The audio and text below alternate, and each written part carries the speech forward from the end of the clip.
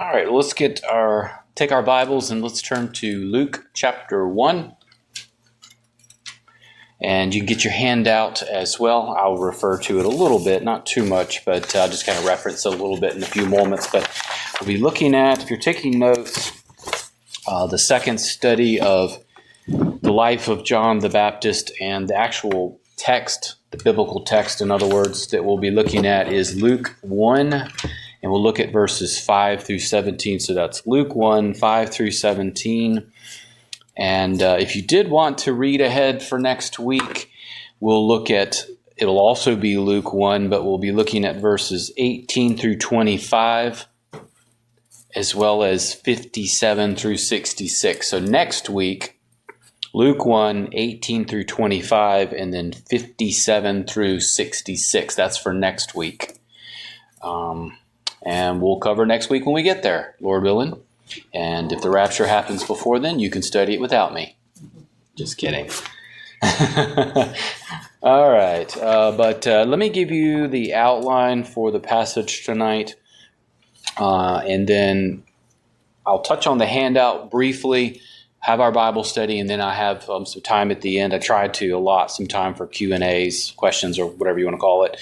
But for tonight, we'll look at Luke 1. First, we'll look at verses 5 through 7, the messenger's parents.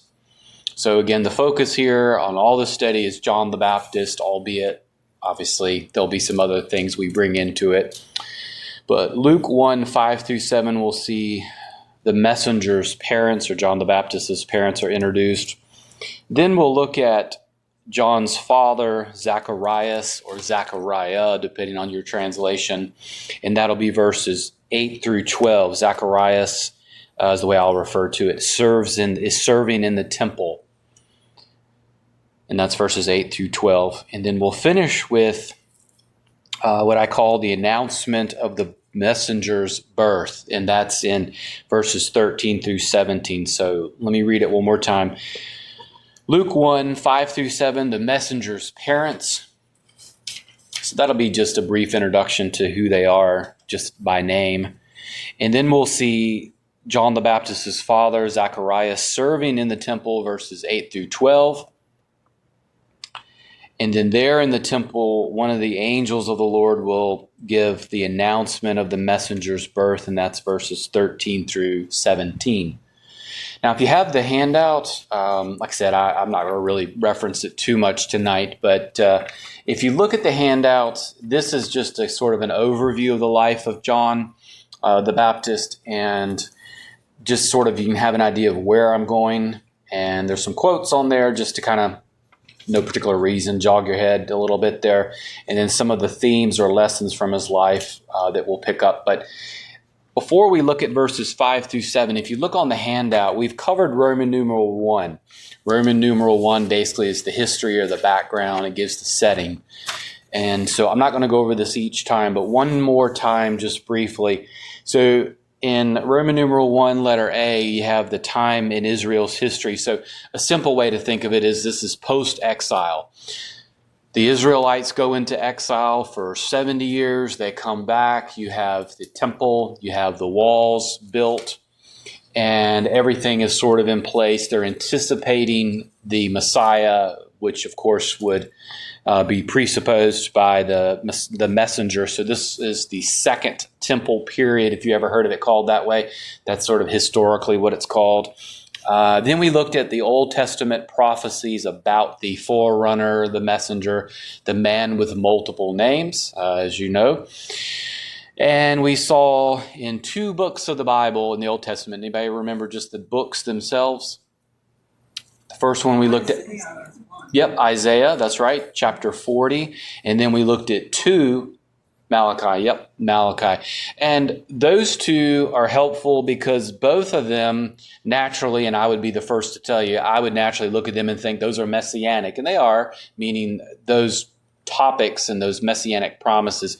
But all of those that we looked at, meaning all 3 of them, relate to the messenger. So when we think of messianic prophecy, we're thinking of Jesus. The messenger prophecies, and there are some Of course, those relate to John the Baptist. We'll actually see one of them referenced tonight a little bit, sort of vaguely. And then we looked at item C on Roman numeral 1, Israel from Malachi to Matthew, and that is what's called the 400 years of, starts with an S. Silence. But I sort of preface that with prophetic silence. In other words, just so we don't get confused, God isn't sort of off duty. It's just that we don't have any biblical revelation during that period of time, okay? God is still active. He's still working. And I used the imagery that is given in Daniel 2 as well. If you remember, we go from the Persians to the Greeks to the Romans during that period of time as well, if that helps kind of jog your memory. But tonight we're going to look at Roman numeral 2, Luke's account of the announcement of the birth of John the Baptist. But if you remember when we finished part 1, that I mentioned that it was a dark time you might think of in Israel's history. This is the times of the Gentiles. They are still being trodden down. They're now trodden down by the Romans. But they have, of course, corruption in not only the political realm, but also the religious sector as well. But leaving the negative aside, they were anticipating Messiah, which means by their very definition, the messenger was on the foreview there as well. And one of the things I like to think of, if you look at the positive side of it, there is a remnant that was expecting that God would fulfill those promises that we've looked at. So there's this anticipation during that period of time. But anyway, enough said on that. But someone read for me Luke 1, 5 through 7, where we'll be introduced to John the Baptist's parents. If you're not familiar with Luke 1, the first 4 verses are sort of an introductory prologue. Luke is telling this gentleman Theophilus, he's the awfulist, if you remember, that he's writing this for a particular purpose, and Luke's purpose is to be a historian. That's another way to think of it, okay? But it doesn't start, Luke, that is, doesn't start with Jesus. It starts with John, just as it should be. So someone read verses 5 through 7. We'll just do these in increments. So 5 through 7. All right, don't all fight to read now. I mean, start having to draw straws. That's the short one. This is the short one. Luke 1, 5 through 7. Yeah, they do get longer in time, so if you want to read, that's the shortest you're going to get. Okay. In the days of Herod, a child, because Elizabeth was barren, and they were both advanced in years. All right. So as we start looking here, as I said, when Luke introduces or starts the gospel, after you get past the introductory period, what you have is the introduction of John the Baptist. In other words, that's the focus there. If you don't know this, and it's just sort of as an aside here, in Luke 1 and 2, what you have is this sort of ping pong. It goes from John to Jesus, back to John, and then to Jesus, okay? And that's the way the order should be. It seems opposite, because if we were writing it, we would put Jesus first probably. But it does make sense to put that in that particular order.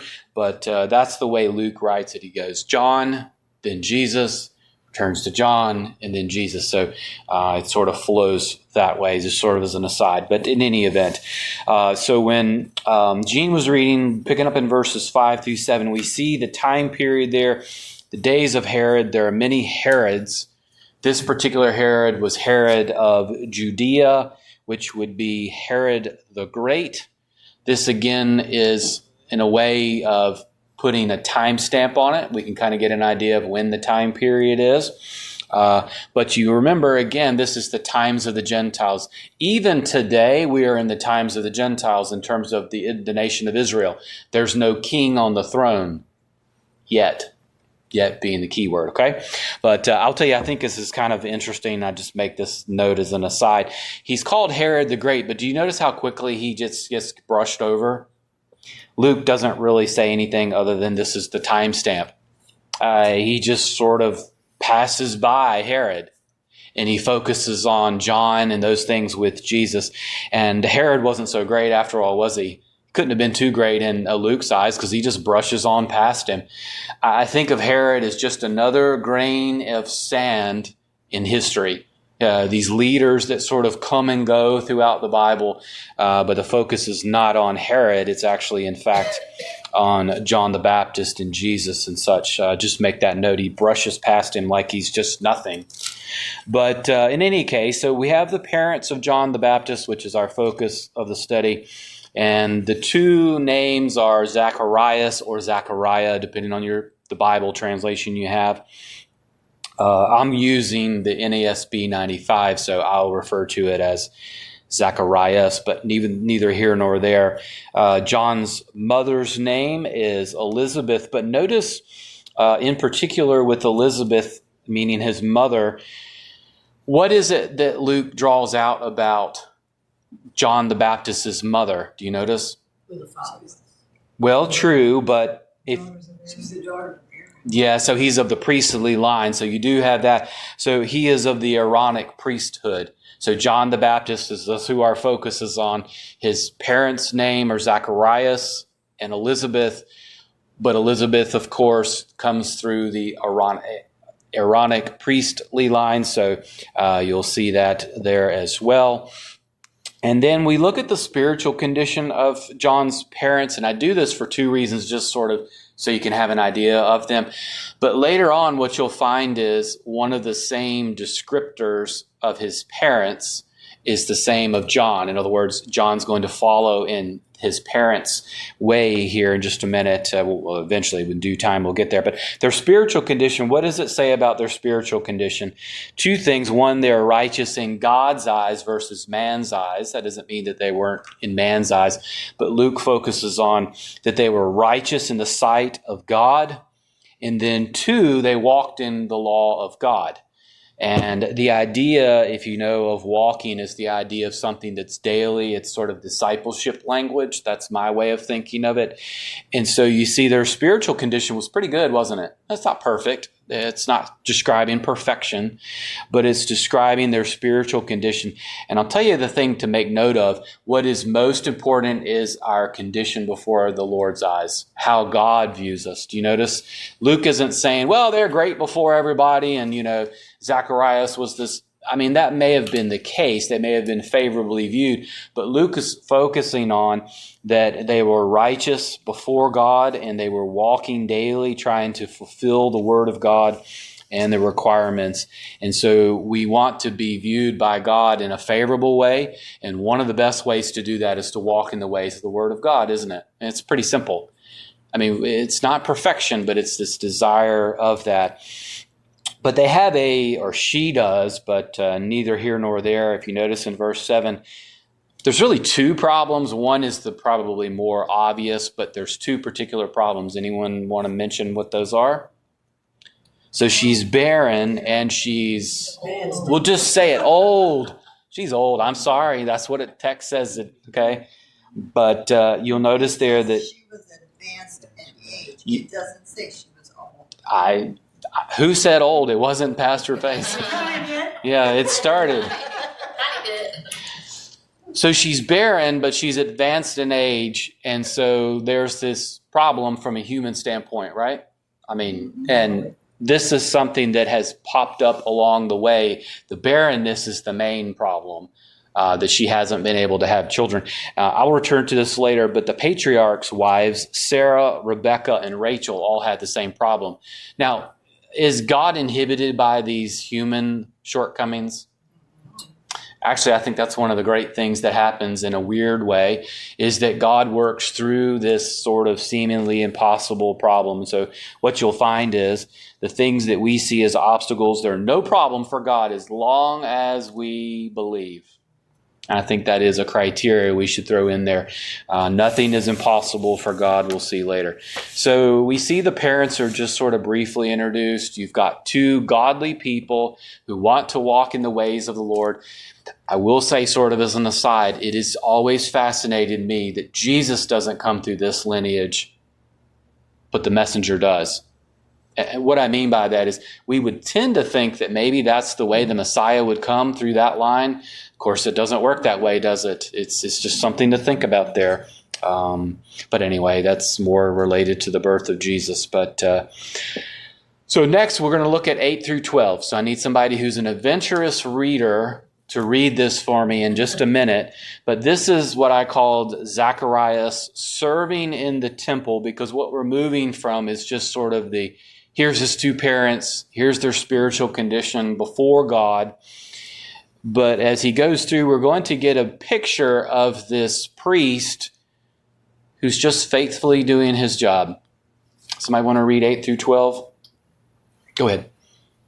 Now it happened that while he was performing his angel, and fear gripped him. All right. Thank you, Connie. So what we'll see here is we'll get this brief little sort of setting of when the announcement of the birth, in other words, that Elizabeth will give birth to what we'll see in just a few minutes. So this is sort of the setting. But you'll see here Zacharias, as we picked up reading it in verse 8. So he, meaning Zacharias, is performing his priestly duties. Now, this is kind of a fascinating thing. If you want to study it, you could study it. If I was teaching on this, meaning we were going through Luke, I'd spend a little bit more time on it. But just in brief, it is interesting if you study Zacharias here, because these priestly duties, they served in shifts. Okay. He would have only been up on, typically they would go up 2 times a year, meaning they would serve on 2 Sabbaths. That alone is kind of interesting, but what's really interesting is this burning of incense would happen at best really once in a lifetime. Okay? So said another way, John's father was a faithful priest going about his daily duties. Probably wasn't going to be expecting what he encountered, did he? I bet he didn't wake up this morning thinking, I wonder if I'm going to hear about the messenger today. He's busy doing his faithful priestly duties.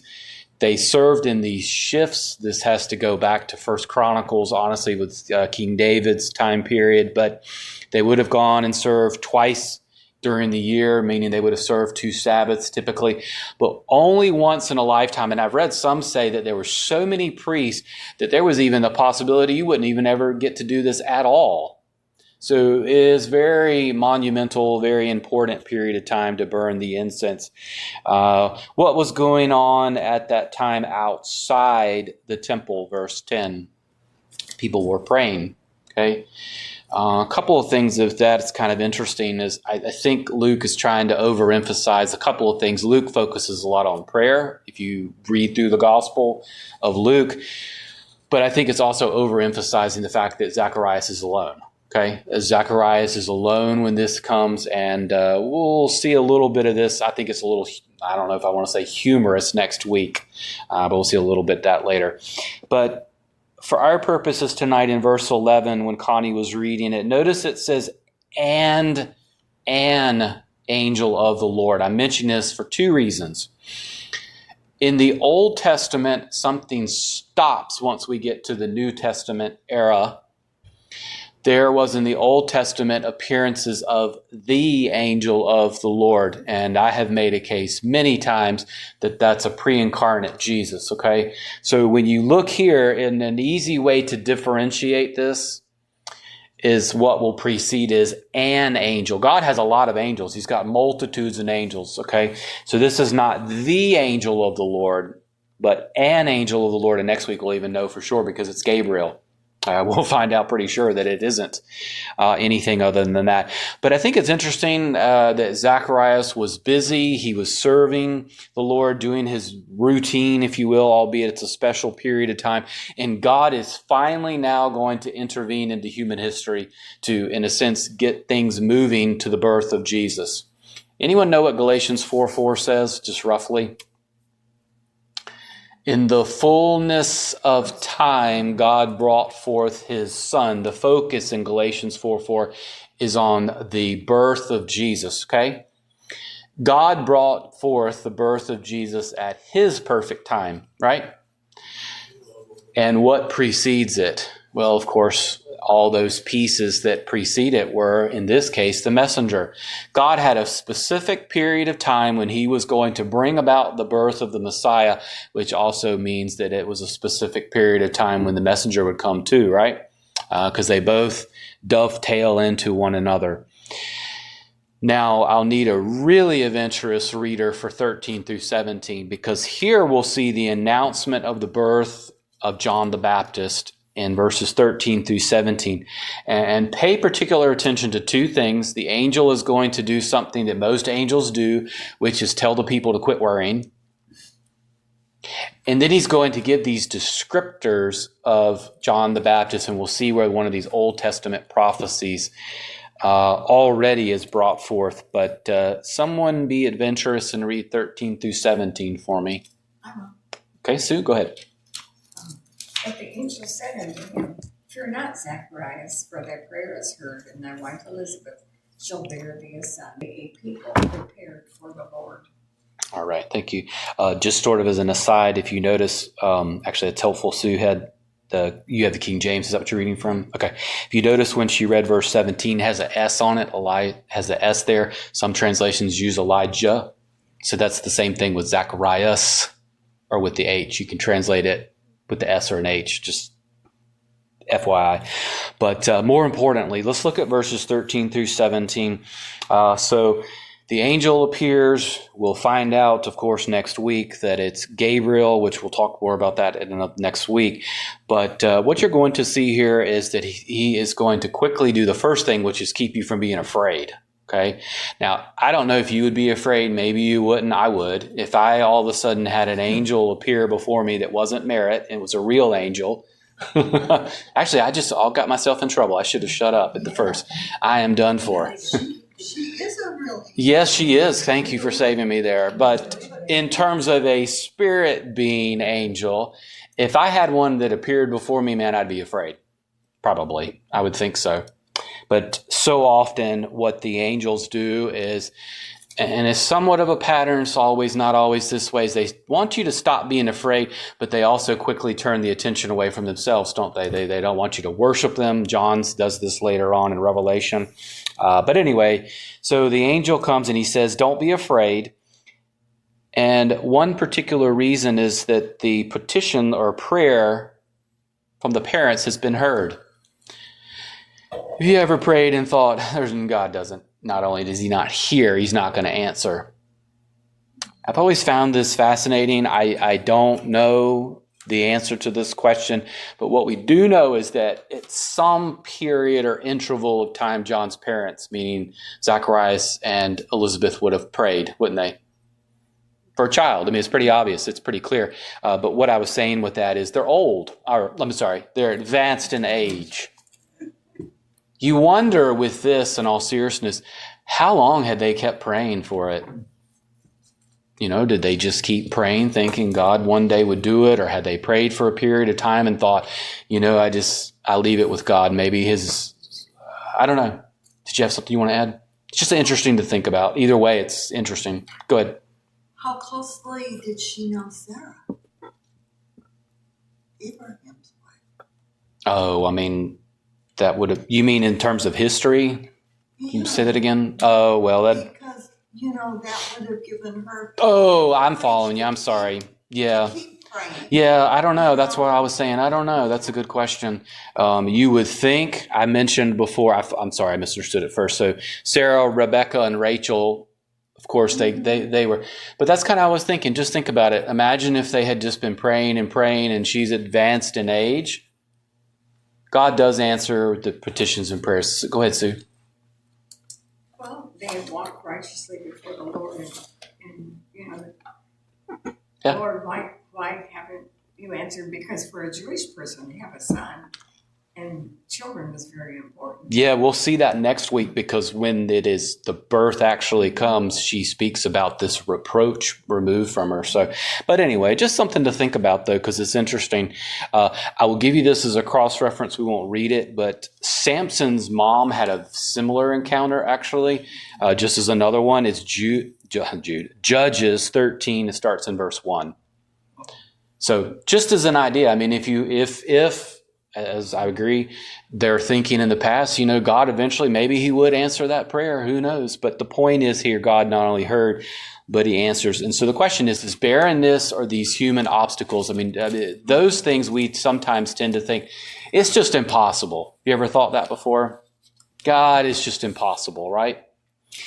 Mark 10:27 reminds us that nothing is impossible for God.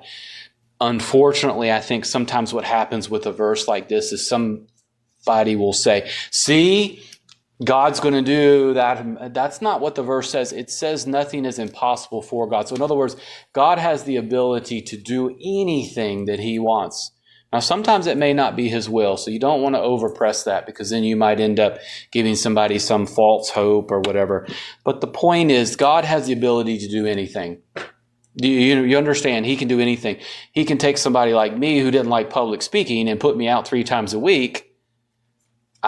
You think, fill in the blank. I mean, God does that. That's sometimes why God does that is it's because then you would say, well, there's no way these 2 people are just, I'll say it, old and they can't have children.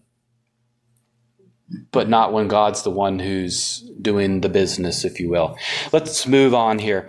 So what specifically do we learn about the child? In other words, we know the child is the messenger, John the Baptist. Well, you'll see this, and we're going to come back to this later because this plays into John's father. John's father has a little bit of a shortcoming, but you'll see with his name next week where he goes from, I'll say, unbelief to definite belief. But we'll talk on that next week. But let's look at a couple of these things. There's 6 of them I'll point out. And then we'll finish up for this week. But first is John. Of course, that's the name that he was to be called. And the name, to Sue's point earlier, was this is something that God came up with. I mean, it wasn't like Zacharias was like, you know what, this sounds like a really good name. You'll find out next week. People tried to get him to quit and call him something else. Okay, so we'll look at that more next week. John's name, though, means Yahweh is or has been gracious. Fitting because God is pretty gracious to give them children, and you could read that 6 ways of Sunday. But so John is the name. Yahweh, the Lord, has or is gracious. He is too great. What was, though, the qualifier? The qualifier is that he was, in verse 15, he was great before the eyes of the Lord. John's parents were great before whom? The eyes of God. And so in a similar way, he follows that sort of same pattern. Luke 7:28, read it sometime. Jesus said, nobody's greater than John. I mean, you talk about a compliment. Do you imagine Jesus saying that about you? There's no better treasurer than Dave Sumi. Whatever the case may be. My point is, though, you know, it's one thing to be great among men, and I'm not saying that we shouldn't be valued before men, but I think sometimes we forget it's more important the way God views us. The way God views you is much more important than man, because man is sort of flippant.